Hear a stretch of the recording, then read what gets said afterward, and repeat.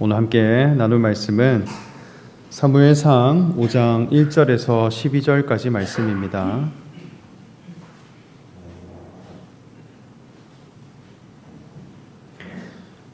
사무엘상 5장 1절에서 12절 말씀 저와 여러분 함께 읽겠습니다. 블레셋 사람들이 하나님의 궤를 빼앗아 가지고 에베네셀에서부터 아스도데까지 이르니라. 블레셋 사람들이 하나님의 궤를 가지고 다곤의 신전에 들어가서 다곤 곁에 두었더니 아스돗 사람들이 이튿날 일찍이 와서 본즉 다곤이 여호와의 궤 앞에 엎드려져 그 얼굴이 땅에 닿았는지라. 그들이 다곤을 일으켜 다시 그 자리에 세웠더니 그 이튿날 아침에 그들이 일찍이 일어나 본즉 다곤이 여호와의 궤 앞에서 또다시 엎드려져 얼굴이 땅에 닿았고 그 머리와 두 손목은 끊어져 있고 다곤의 몸뚱이만 남았더라. 그러므로 다곤의 제사장들이나 다곤의 신전에 들어가는 자는 오늘날 아스돗에 있는 다곤의 문지방을 밟지 아니하더라. 여호와의 손이 아스돗 사람에게 엄중히 더하사 독한 종기의 재앙으로 그 아스돗과 그 지역을 쳐서 망하게 하니 아스돗 사람들이 이를 보고 이르되 이스라엘의 신이 우리 궤를 함께 있지 못하게 할지라. 그의 손이 우리와 우리 신을 다곤을 친다 하고 이에 사람을 보내어 블레셋 사람들의 방백을 모으고 이르되 우리가 이스라엘 신의 궤를 어찌하랴. 그들이 대답하되 이스라엘의 신의 궤를 가드로 옮겨가라 하므로 이스라엘 신의 궤를 옮겨갔더니 그것을 옮겨간 후에 여호와의 손이 심히 큰 환난을 그 성읍에 더하사 성읍 사람들의 작은 자와 큰 자를 다 쳐서 독한 종기에 나게 하신지라. 보내니라.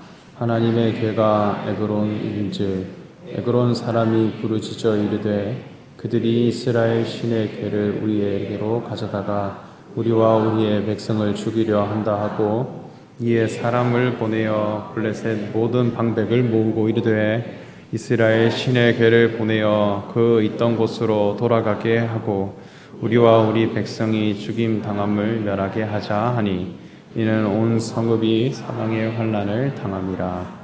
거기서 하나님의 손이 엄중하심으로 죽지 아니한 사람들은 독한 종기로 치심을 당해 성읍의 부르짖음이 하늘에. 아멘.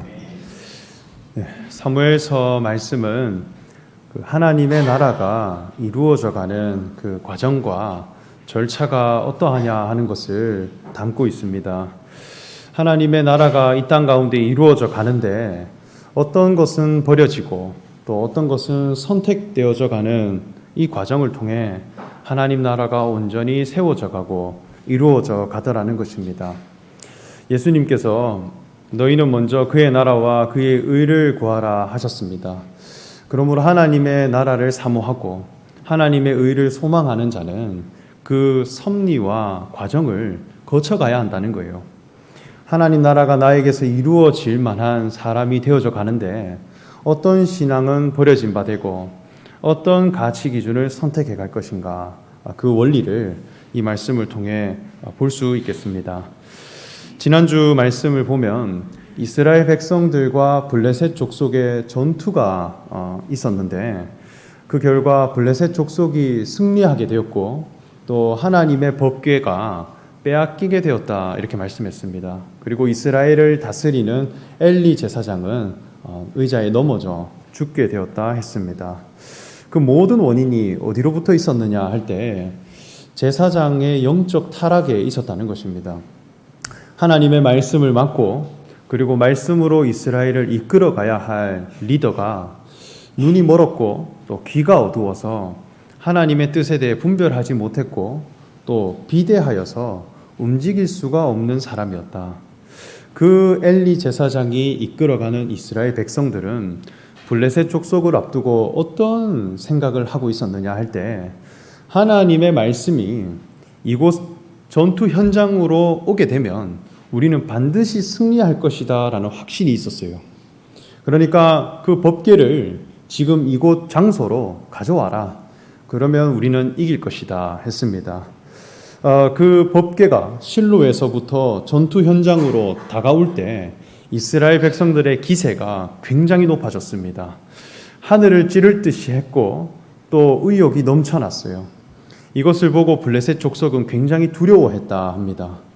왜냐하면 이스라엘 백성들을 다스리는 여호와 하나님, 그분에 대한 두려움은 이방 족속들도 가지고 있었다는 거예요. 애굽을 치신 하나님, 여리고 성을 무너뜨린 하나님, 또 아말렉 족속을 진멸하라 하신 하나님, 그 하나님의 위대함에 대해서는 세상 족속들도 알고 있었다는 거예요. 그래서 하나님의 법궤가 온다 할 때 블레셋 족속은 위축되었고 이스라엘 족속은 사기가 올라갔다 이렇게 합니다. 그런데 블레셋 장수들은 어떻게 해가느냐 할 때 한 장수가 우리가 대장부가 되자 사기를 끌어올립니다. 우리가 스스로 강한 자가 되고 우리가 각성하고 정신을 차려서 우리가 힘을 모아서 스스로 대장부가 되어보자 이렇게 의기투합을 하기 시작했다는 거예요. 그랬더니 이스라엘을 이겨버렸습니다. 그리고 말씀을 빼앗아올 수 있게 되었다. 이것이 하나님의 뜻이라 할 수 있겠습니다. 이스라엘 백성들은 그 관심이 어디에 있느냐 할 때 법궤가 어떤 장소에 있느냐, 내가 있는 현장에 있으면 이기고 현장에서 멀어지면 진다라고 하는 장소 중심의 신앙을 가지고 있었어요. 그래서 법궤가 있는 장소 자체에 승리의 원인을 두었다는 것입니다. 이것은 마치 아주 맛있는 밥이 있는데 이 밥을 내가 있는 식탁 위에 올려놓으면 나는 배부를 것이다 여기는 생각과도 같아요. 내가 힘을 얻고 배가 부르려면 그 양식을 내가 입에 집어넣고 먹어야 돼요. 먹고 소화가 되고 내 몸에 흡수되고 내 체질이 되는 과정을 보낸 후에 그 양식이 나와 일치되어져야 나에게 에너지가 생기고 힘이 나고 또 능력이 발휘되는 것이죠. 그런데 그저 밥상 위에 두기만 하면 내 배가 부를 것이다 여기는 생각과 같은 것입니다. 이스라엘 백성들에게 지금 다가오고 있는 하나님, 그분은 여호와라 이렇게 했어요. 이 여호와라고 하는 신은 그 이름의 뜻이 존재의 신이다라는 뜻을 가지고 있습니다. 그러니까 여호와 하나님은 무엇을 가장 소중하게 여기시는 분이냐 이렇게 할 때 존재 가치를 바꾸시고 존재 가치를 주도해 가시는 분이라는 거예요. 나는 무엇을 할 수 있는 존재다. 나는 무엇을 가진 자이다. 나는 어떤 업적을 이룬 자이다. 여기에 관심을 두신 분이 아닙니다.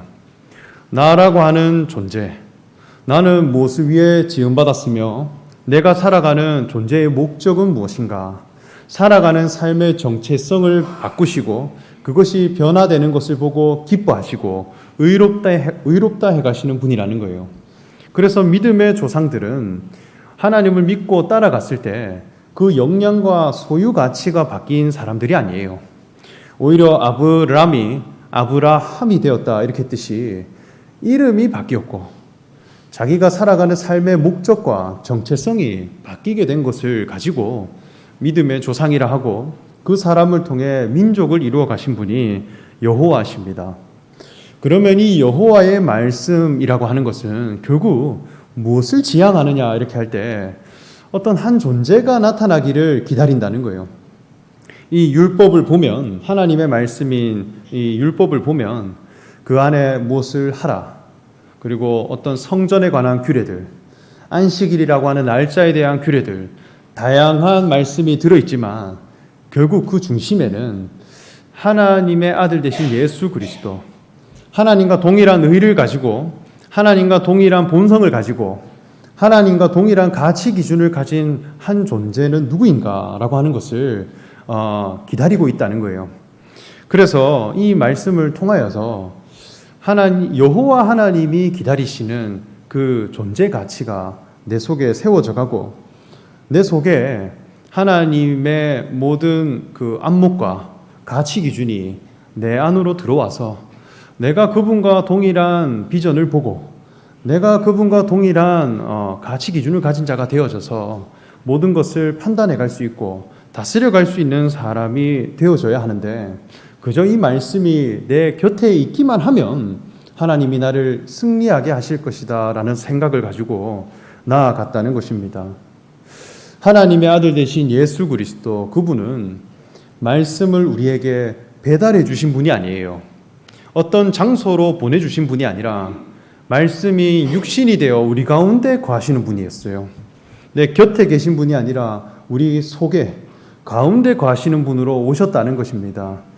그래서 하나님과 동일한 생명을 가지고 또 동일한 의의 기준을 가진 사람이 되면 저절로 하나님이 그를 통해 승리하게 하시고 하나님의 나라가 이루어지도록 하나님이 우리를 처음부터 지어 놓으셨는데 그저 이 율법이 우리 곁에 있기만 하면 해결될 것이라 여기는 생각, 이것 때문에 블레셋 족속에게 지고 이 말씀은 훼손되고 빼앗기게 된 것입니다. 어쩌면 하나님의 율법을 행함으로 의로워지고자 하는 신앙, 하나님의 말씀을 보는데 그 눈이 어둡고 귀가 어두운 그 신앙은 율법을 행함으로 의로워지고자 하는 신앙과 같아요. 그래서 겉 표면만 보고 그 속의 의미는 무엇인지를 보지 못하는 것입니다. 이 신앙 안에 머무는 것은 결국 내가 어떤 장소에 있을 것인가, 그리고 얼마나 그 시간에 머물렀을 것인가, 이 율법을 객관적으로 얼마나 오랫동안 내가 지켜 행했느냐, 결국 이 장소 중심으로 승부하는 신앙이 되더라는 것입니다. 그 신앙에 머물러 있으면 결국 세상의 가치관 앞에 패배할 수밖에 없다고 하는 것을 우리에게 교훈하고 있어요. 그러면 반대로 이 블레셋 족속은 어떠한 자들이냐? 이들이 섬기는 신이 있고 이들의 특징이 있어요.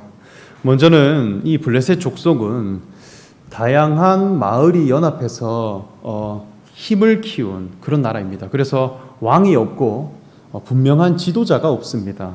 그래서 그때그때 나오는 영웅을 섬기면서 나라가 진행돼요. 그래서 이곳에 장수가 사기를 올려가는 거예요. 특별한 지도자가 없고 어떤 리더십을 가진 사람이 없고 통치 철학을 가진 사람이 이끌어가는 것이 아니라 어떤 장수가 큰 소리를 치면 함께 반응하고 권위를 세워가는 그런 일관된 가치 기준이 없는 그때그때 강한 사람이 나타나면 그가 이끌어가는 그런 나라였습니다. 그리고 이들의 특징은 무할례자들이라고 하는 말을 성경에서는 합니다. 할례를 받지 않는 민족이다. 이 할례라고 하는 것은 남자 생식기의 표피를 도려내서 그것을 정결케 하는 의식입니다. 그러니까 생명의 출처가 있는데 그 출처를 둘러싸고 있는 껍질을 벗겨낸다는 거예요. 그래서 이 껍데기는 가라, 내용이 드러나게 하고 껍질은 제거해 갈 수 있는 의식으로 의미를 부여해 갔습니다. 그래서 이스라엘 백성들은 겉 형식은 버리고 오히려 생명의 근원과 본질이 무엇인가라고 하는 것을 추구해 간다라고 하는 의미를 이 할례라는 의식에 담아놨다는 거예요. 그런데 그 할례를 받지 않고 거기에 대해서 무가치하게 여기는 족속이다. 이것은 껍질을 지키고 그 껍데기를 소중하게 여기고 그리고 본질보다는 그 껍질에 관심을 두는 그런 자들이라는 것입니다. 그리고 이 블레셋 족속이 가진 이름의 뜻은 나그네 족속 그리고 이주자라는 뜻을 가지고 있습니다. 나그네라고 하는 것은 인생의 목적지가 없이 또 특정한 방향성이 없이 그저 주어지는 대로 그때그때 이곳에도 머물고 저곳에도 머물 수 있는 그런 떠돌이들입니다. 이런 삶의 원리가 세상 사람들이 가진 형태라는 거예요. 우리 대중가요에도 인생은 나그네길이다라고 하는 노래가 있습니다. 그 가사를 보면 그저 정처 없이 떠돌다가 어디로부터 와서 어디로 가는지 잘 모른다는 거예요. 그냥 이곳에 잠시 떠돌다가 가는 인생이 나그네다 이렇게 합니다. 그러니까 본향도 없고 어디로 가야 하는지 목적지도 없고 또 무엇을 위해 살아가야 하는지 어떤 목적의식이 불분명한데 얼마든지 이동해 갈 수 있는 그런 자들이라는 것입니다. 세상 사람들이 살아가는 삶의 형태, 이것은 늘 눈앞에 있는 중요한 이슈를 해결하면서 살아갑니다. 그냥 사람들이 중요하다니까 하는 거예요. 그 많은 사람들이 큰 소리를 치면 그것에 반응하고, 많은 사람들이 모여서 이것이 강하다, 이것이 중요하다 여기면 거기를 따라가고 힘을 실어주고, 그리고 껍질을 중요하게 여기는 자들입니다.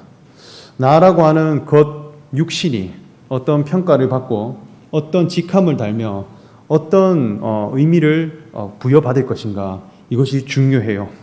그래서 학창 시절에는 그 시절에 중요한 것이 있습니다. 또 그 시절이 끝나면 그 중요한 게 사라지는데 대학생이 되면 중요하다 여기는 게 또 바뀌어요. 그리고 그 학교를 졸업하면 또 취업을 해야 된다라는 이슈가 생깁니다. 취업을 해가면 승진을 해야 되고, 승진을 하면 결혼을 해야 되고, 또 아이를 낳으면 교육을 해가야 되고, 자녀 진학을 해가야 되고, 자녀가 어떤 직업을 가지느냐 계속 반복되는 것입니다. 끝도 없이 중요하다 여길 만한 것들이 계속 쏟아지는데 결국 죽을 때가 되면 나는 누구인가, 나라고 하는 존재 가치에 관하여서는 굉장히 상실된 그런 사람으로 떠난다고 합니다. 이게 나그네의 삶이에요. 그저 중요하다 여기는 유행과 풍조들, 이것을 해결하고 이리저리 생각이 옮겨다니면서 사는데 정작 어디를 향해 갈 것인가, 결국 이걸 다 동원해서 어떤 존재가 될 것인가 라고 하는 목적성이 없다는 것입니다. 이들이 섬기는 다곤이라고 하는 신은 전쟁과 풍요를 가져다 주는 신이라 했습니다. 그래서 하반신은 물고기고 상반신은 건장한 남성의 체형을 가지고 창을 들고 있는 그런 형상을 가지고 있어요. 물고기가 알을 까듯이 풍요로운 자손을 낳게 되는 것, 그저 양이 많은 게 중요하다는 거예요. 그리고 상반신은 건장한 육체라 했듯이 역량과 행함에 대한 기능을 가진 사람이 되는 것, 이것을 위해 얼마든지 내가 옮겨 다닐 수 있고 내 체질과 내 생각의 뜻과 안 맞아도 그저 풍요롭고 소유 가치가 풍성해질 수 있으면 얼마든지 내가 옮겨 다닐 수 있는 그런 족소, 무엇을 먹을까 입을까 마실까라고 하는 생각에 매여 늘 풍조를 쫓아다니며 살아가는 것, 이것이 세상 가치관에 속한 사람이고 이것이 블레셋 족속의 모습이라 할 수 있겠습니다.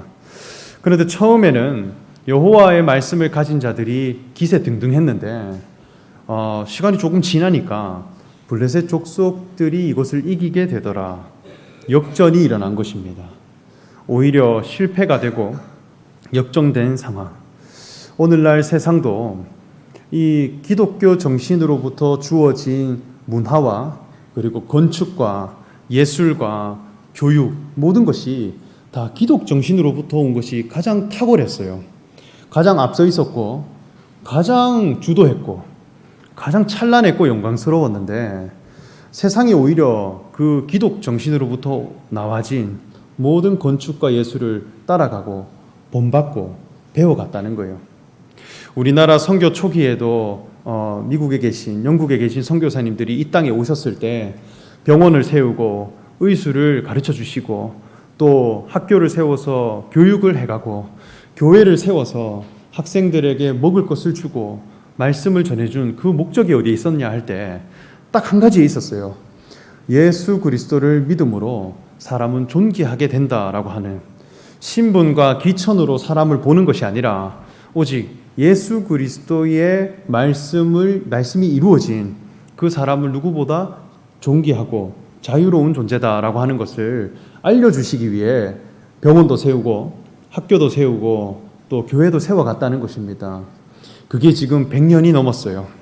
100년이 지나고 어떤 현상이 일어나느냐 할 때 말씀이 자신의 인격이 되고 또 존재 가치를 추구하는 사람이 남겨진 것이 아니라 오히려 그저 허울뿐인 하나님의 율법을 어떻게 한번 행해 볼 수 있을까, 그것으로 의로워지고자 하는 사람들로 좀 멈춰버리게 되니까 모든 병원과 학교가 다 세상 사람들이 지배하고 있는, 오히려 세상의 이사회들이 또 사학재단들이 의기투합하고 우리가 대장부가 되자, 우리가 힘써보자 이렇게 모이게 되니까 설립 목적은 훼손되고 오히려 세상의 방법론과 세상의 전공자들이 기독 정신으로 세워진 모든 문화를 지배하고 있는 그런 현상들이 나타나게 됩니다. 이것은 오늘날 우리가 살아가는 세상뿐만 아니라 사람들의 마음 속에도 이미 그런 역전이 일어나게 된 것입니다.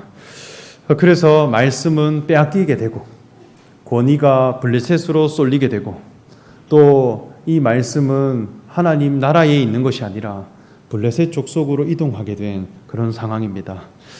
자, 그래서 이제 하나님의 나라로 말씀이 다시 회복되어져 가야 하는데 그 회복되어지는 과정은 어떠한가라는 게 오늘 읽은 본문의 말씀입니다.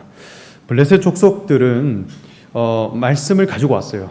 이것은 세상에 속한 사람들 속으로 말씀이 들어가게 되면 어떤 현상이 일어나는가라는 것을 볼 수 있습니다. 먼저 이 블레셋 족속은 법궤를 가져다가 자기가 섬기는 다곤 신상 옆에 그 법궤를 두었다 했습니다. 그런데 어떤 현상이 일어났느냐? 다음 날 아침에 보니까 다곤 신상은 엎드려지게 되었다. 굉장히 당황스러운 일입니다. 이건 사람의 힘으로 이 신상을 넘어뜨릴 수 없어요. 굉장히 거대하고 무거운 신상인데 하나님의 말씀 옆에 있던 다곤 신상이 바닥에 납작 엎드려져 있더라는 것입니다. 그래서 급하게 다시 세워 놓았는데 다음 날 아침에 와보니 그 신상이 다시 납작 엎드려져 있더라. 이번에는 머리가 잘려 있고 두 손이 끊어져 몸뚱이만 남게 되었다 했습니다. 신상이 박살나게 되는 사건. 이것이 우리와 어떤 상관이 있을까요? 다곤이라고 하는 신은 풍요와 다산의 신입니다. 소유 가치를 관장하는 신이에요. 그저 잘 먹고 잘 사는 것을 위해 얼마든지 떠돌 수 있는 것, 그것을 최고로 여기는 신입니다. 이 신상은 오늘날 어디에 있느냐? 우리 마음 속에 있어요. 이 다곤이 추구하는 사상과 가치 기준이 우리 마음 속에 깊이 자리 잡고 있다는 것입니다. 그런데 그 신의 머리가 잘려지더라. 이 머리라고 하는 것은 뜻과 가치관을 결정하는 기관입니다. 그저 잘 먹고 잘 살아보자. 나그네와 같은 삶의 원리들, 그리고 무엇을 먹을까 입을까 생각했던 그 가치 기준들이 다 심판받고 단절이 이루어지더라는 것입니다. 머리와 몸이 끊어졌다라고 하는 것은 내 속에 충돌과 모순이 일어난다는 거예요. 내가 가진 가치 기준, 그 풍요와 다산을 소망하며 살아갔던 그 인생이 내게서 이루어지지도 못하고 그것으로 살 때 만족도 안 되고 끊임없는 충돌과 모순이 일어나더라는 것입니다. 손발이 잘렸다라고 하는 것은 내가 아무리 그 신을 섬겨도 나는 무능한 사람으로 발견되는 거예요. 그 신을 통하여서 어떤 존재가 되었냐? 손발이 잘리고 머리는 상하게 된, 하나님의 말씀이 이 속으로 들어오니까 자기 부인, 그리고 자기 실패, 그리고 자기 단절이 이루어지더라는 것입니다. 머리가 잘려나가고 손발이 단절된 모습, 이것은 십자가의 인생을 예표하는 것입니다. 십자가에 매달린 인생, 하나님 앞에 심판을 받는 자리고 내 행함이 다 부정당하는 자리고 내가 생각한 모든 가치관이 심판받는 자리입니다. 하나님의 말씀이 내 속 안으로 가까이 들어오게 되고 내 속에 자리 잡게 되면 심판이 이루어지게 되더라는 것입니다. 그 다음으로 일어나는 현상이 무엇이었느냐? 6절 말씀을 보면 여호와의 손이 아스돗 사람에게 엄중히 더하사 독한 종기의 재앙으로 아스돗과 그 지역을 쳐서 망하게 하니 했습니다. 두 번째 일어난 현상은 독한 종기 재앙이 나타났다 했습니다. 독한 종기, 이 병의 특징은 어떠하냐 할 때 먼저는 이 종기가 나면 사람의 피부가 화상을 입은 것처럼 굉장히 부어오르고 엄청 쓰리고 아파서 굉장히 괴롭다고 합니다. 그래서 종기에 사로잡힌 사람은 괴로움으로 가득한 사람이 돼요. 그리고 이 병의 원인은 무엇이냐 할 때 이 겉 피부에 있지 않아요. 오히려 속이 감염돼서 이 원인이 속에 있다는 거예요. 그래서 피부 밖으로 드러나는 것이기 때문에 이것은 떼어낼 수도 없고 벗겨낼 수도 없어요. 원인이 해결되기 전까지는 이 병에서 벗어날 수가 없더라는 것입니다. 다음으로 이 독종이라고 하는 이 말은 히브리어로 테호르라고 하는 단어를 쓰는데요. 이 의미가 불타다라는 의미를 가지고 있습니다. 너무 뜨겁다, 불타다. 그러니까 불에 관련된 괴로움과 아픔, 그게 독한 종기라는 것입니다. 이것은 여호와 하나님이 이스라엘 백성들을 출애굽시킬 때에 애굽에 내려진 6번째 재앙, 그 6번째 재앙 중에 종기 재앙이 있었습니다. 하나님을 섬기러 광야로 나아가는 여정에는 반드시 불타는 것에 대한 아픔, 그리고 속으로부터 나와지는 괴로움, 그리고 너무 뜨거워서 견딜 수 없는 아픔이 있더라는 것입니다. 누가복음 12장 49절에서 51절까지 말씀을 보면 예수님이 말씀하시기를 내가 불을 땅에 던지러 왔노니 이 불이 이미 붙었으면 내가 무엇을 원하리요? 나는 받을 세례가 있으니 그것이 이루어지기까지 나의 답답함이 어떠하겠느냐? 내가 세상에 화평을 주러 온 줄로 아느냐? 내가 너희에게 이르노니 아니라 도리어 분쟁하게 하려 함이로다. 이렇게 말씀합니다. 우리가 예수 그리스도를 만나고 여호와의 말씀이 내 속으로 들어오게 되면 내 안에 있는 세상의 가치관이 가득하게 있고 그저 다곤 신상이 뚜렷하게 자리 잡혀 있는데 하나님의 말씀이 내 속에 들어오면 그저 기분이 좋고 평화롭고 기쁨이 되느냐? 안 됩니다. 오히려 불이 던져지는 거예요. 하나님의 말씀이 내 속으로 들어온다는 것은 분쟁이 일어나는 것이고 소멸이 이루어지는 것이고 불이 던져져서 탈 것은 다 타게 되는 심판이 있는 것입니다.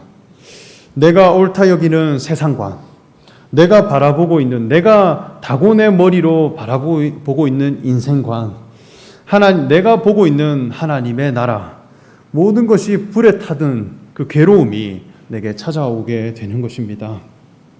독종에 걸린 듯이 속으로부터 시끄러움이 생기고 아픔이 생기고 갈등과 충돌이 이루어져서 의의 싸움이 이루어지는 것입니다. 그래서 내 자신이 굉장히 아픈 사람이다. 내 속에 난리와 온통 전쟁이 일어나는 것입니다. 우리도 옛 어른이 속에 천불이 난다 이렇게 하죠. 천불이 어디에 일어나느냐 할 때 속에서 막 일어나는 거예요. 말씀이 찾아오는 것.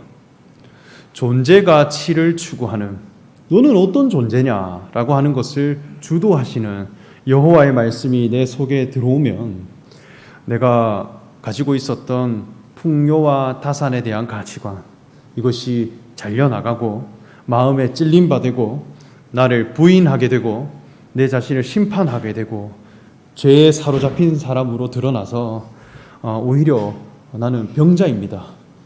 내 속에 불에 타듯이 괴로운 마음이 있습니다. 이것을 고백하는 사람이 돼요. 예수님을 만난 사람들 다 죄인의 모습으로 나왔어요. 소경으로 발견되었고 문둥이로 발견되고 중풍병자로 드러나고 괴로움을 가진 사람으로 예수님을 만났습니다.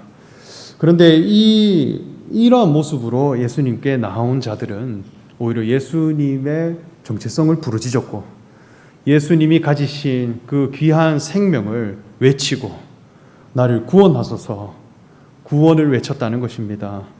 그러한 모습으로 나온 자들은 예수님이 오히려 회복시키시고 그 믿음을 의롭다 하시고 또 그 형상을 회복시켜 갔다 합니다.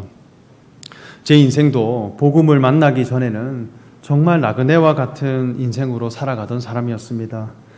세상이 좋다 여기는 것들은 다 취해봤던 사람이에요. 그래서 이것이 좋다 하면 그것을 다 따라가고 또 이것이 유행할 때는 또 그것을 취해보고 그렇게 내 자신을 부풀리고 내 자신을 뛰어나게 해가려고 하고 나를 구원해 보려 했던 사람이었습니다. 그런데 그러한 저가 교회를 만나고 여호와 하나님이 누구신가라는 그 말씀을 예수 그리스도를 통해 소개받게 될 때 괴로움이 찾아오기 시작했어요. 하나님이 누구신가를 알아가다 보니까 나는 이렇게 살 사람이 아니구나. 세상이 옳다 여기는 그 나그네의 생각으로는 나를 발견할 수가 없구나. 나의 구원이 없구나. 가치 기준이 변화되어지고 하나님이 나를 지으신 첫 자리가 그리스도의 직임을 가진 자로 하나님과 동일한 의를 가진 사람으로 나를 부르셨다라고 하는 것을 발견하게 되니까 목적성이 바뀌게 되고 머리가 내가 추구하는 가치 기준이 단절되고 오히려 하나님이 누구신가가 드러나는 그런 과정을 보내게 되었습니다. 이것이 정말 신앙의 온전한 섭리이고 또 이 과정을 보낸 자라야 하나님의 나라를 향해 이 말씀이 회복되어져 가는 그런 과정을 보내게 된다는 것입니다. 이스라엘 이 법궤는 블레셋을 탈출해 가게 돼요. 이제 블레셋과 구별되게 되고 이제는 하나님의 나라를 향해 다시 원래 있어야 할 자리를 향해 나아가게 됩니다. 이 과정, 이 이동, 이것이 우리의 속 심령 가운데 있기를 간절히 바랍니다. 존재 가치를 추구하시는 여호와 하나님, 나는 무엇을 위해 살 것이며 하나님이 나를 지으신 목적이 어디에 있는가, 이것을 진실되게 알아간다면 내 속에 심판이 일어나게 될 것입니다. 그러나 이것은 하나님의 말씀이 내 속에 회복되어져 가는 아주 복된 과정입니다. 하나님 나라가 내게서 도래할 수 있는 중요한 기회입니다. 이 교훈을 묵상하시고 또 우리 심령 가운데로 깊이 받아가시는 저와 여러분 되시기를 간절히 바라며 말씀 전합니다. 함께 기도하겠습니다. 하나님 감사합니다. 블레셋 족속에게 패배하고 또 하나님 앞에 이 말씀이 이동되어져 가는 이 사무엘서의 말씀을 통하여서 오늘날 우리 신앙의 교훈을 분명히 받아가기를 원합니다.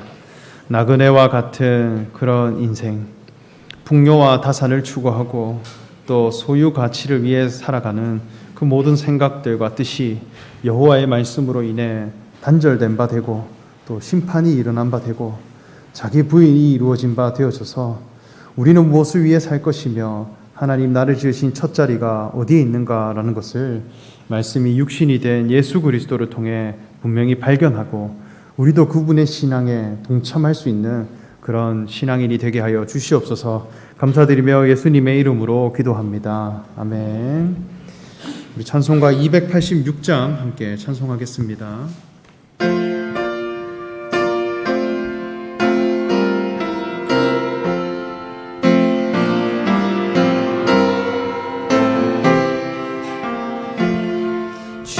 예수님 내 맘에 오사 날 붙들어 주시고 내 마음에 새 힘을 주사 늘 기쁘게 하소서. 사랑의 주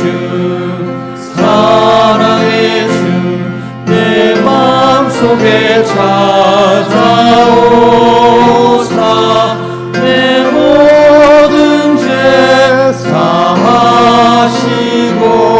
내 상한 맘 고치소서. 주 예수님 내 맘에 오사 내 소원 하시고 무거운 짐 맡아주사 참 평안을 주소서. 사랑의 주 내